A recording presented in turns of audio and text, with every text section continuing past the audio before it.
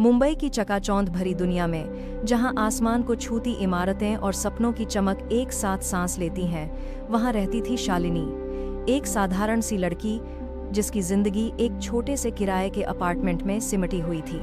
उसके कंधों पर जिम्मेदारियों का बोझ था जो किसी पहाड़ से कम नहीं था। पिता की मौत के बाद माँ की कैंसर की बीमारी और छोटे भाई की पढ़ाई ने उसे मजबूर कर दिया था। कॉलेज की डिग्री उसके पास थी, लेकिन नौकरी, वो बस एक छोटी सी आईटी फर्म में थी जहां सैलरी इतनी थी कि बस घर का खर्च चल जाए। सपने, वो तो कब के दब चुके थे, जैसे किसी पुरानी किताब के पन्नों में दबी तितली। शालिनी की जिंदगी एक रूटीन थी। सुबह जल्दी उठना, माँ को दवाइयाँ देना, भाई को स्कूल के लिए तैयार करना और फिर ऑफिस की भागदौड़। रात को जब वो लौटती तो थकान ऐसी कि बस बिस्तर पर गिरते ही नींद आ जाए। लेकिन एक शाम जब वो ऑफिस से लौट रही थी, बारिश की बूंदों के बीच उसका फोन बजा। अनजान नंबर। शालिनी शर्मा, दूसरी तरफ से आवाज आई, ठंडी और गहरी, जैसे कोई बिजनेस डील की बात कर रहा हो। हाँ, मैं ही। आप कौन? शालिनी ने पूछा, थोड़ा झिझकते हुए। मेरा नाम आरव खन्ना है, खन्ना ग्रुप ऑफ इंडस्ट्रीज का सीईओ। मुझे आपकी प्रोफाइल मिली है, एक प्रपोजल है आपके लिए। शालिनी हंस पड़ी। प्रपोजल? क्या ये कोई जॉब ऑफर था? लेकिन अगले कुछ मिनटों में जो उसने सुना, उसने उसकी हंसी को सदमे में बदल दिया। मुझे एक वाइफ चाहिए, कॉन्ट्रैक्ट वाली, 1 साल के लिए। बदले में आपकी हर समस्या का हल, आपकी माँ का इलाज, भाई की पढ़ाई और जो भी आप चाहें, पैसे की कोई कमी नहीं। शालिनी का दिमाग सुन्न हो गया। ये क्या पागलपन था? उसने फोन काट दिया, लेकिन मन बेचैन था। रात भर नींद नहीं आई। माँ की सर्जरी के लिए 20 लाख चाहिए थे, भाई की आईआईटी कोचिंग का खर्चा, और वो खुद एक ऐसी जिंदगी चाहती थी जहां सांस लेने की आज़ादी हो। अगले दिन आरव का फिर कॉल आया। इस बार उसने डिटेल्स भेजी।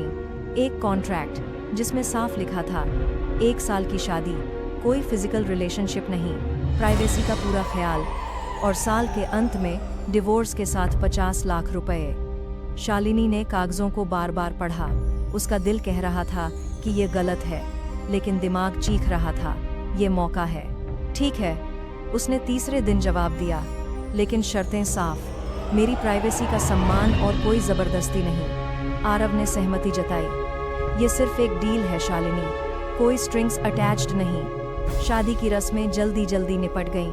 एक छोटा सा कोर्ट मैरिज, कोई बारात, कोई मंडप, कोई रिश्तेदारों की भीड़, बस कुछ कागजों पर साइन और एक नया घर, खन्ना विला। ये घर नहीं, एक महल था। संगमरमर के फर्श, क्रिस्टल के जाड़, फानूस और नौकरों की फौज। शालिनी को अपनी आंखों पर यकीन नहीं हो रहा था, लेकिन आरव, वो एक मशीन की तरह था। सुबह ऑफिस जाता, रात को देर से लौटता। बातचीत बस जरूरी। कॉफी? वो पूछता। हाँ, वो जवाब देती, और फिर सन्नाटा। शालिनी को लगता, ये शादी नहीं, एक खाली कमरा है। खन्ना फैमिली का बिजनेस एम्पायर विशाल था, लेकिन इसके पीछे एक कहानी थी। आरव के दादाजी रघुवीर खन्ना ने कंपनी की नींव रखी थी। उनकी आखिरी इच्छा थी कि आरव शादी कर ले, ताकि एम्पायर का कंट्रोल उसी के पास रहे।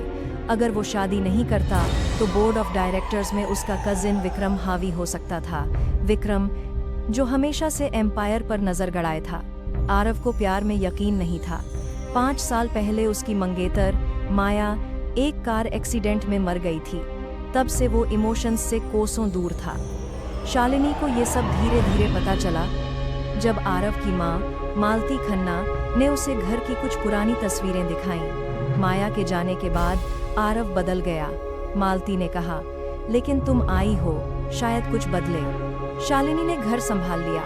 वो पार्टीज में आरव के साथ जाती, फैमिली मीटिंग्स में मुस्कुराती। मालती, जो शुरू में शालिनी को शक की नज़र से देखती थी, अब उसे पसंद करने लगी थी। तू तो घर की लक्ष्मी है बेटी, वो कहती। लेकिन शालिनी के मन में एक सवाल था, आरव इतना दूर क्यों? वो उसकी उदासी को समझने लगी थी।